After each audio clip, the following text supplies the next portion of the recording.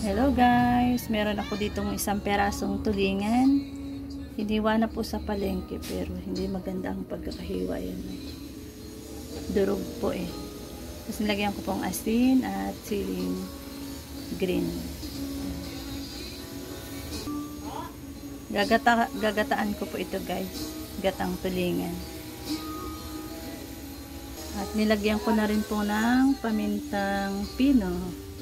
Ayan guys, nilagyan ko po ng sibuyas. Ayan, at yan naman po ang bawang, luya, ayan, talong.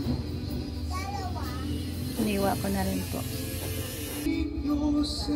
Lagyan ko pong suka ito guys.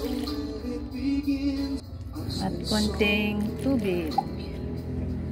Ayan, ganyan po ako magata ng tulingan. Pinapaksiw ko muna po para mawala yung ano niya, yung lansa, kumbaga. Ayan guys, kumukulo na at naluluto na po siya. Hintayin lang po natin kumati bago natin ilagay ang ating gata. Ayan guys, natuyo na po kaya pwede na tayo maglagay ng gata. Ayan, ang bango na naamoy ko po yung paksiw na tulingan. So, ito na po yung gata guys. Lagay na natin. Ito lang po yung nasa sachet.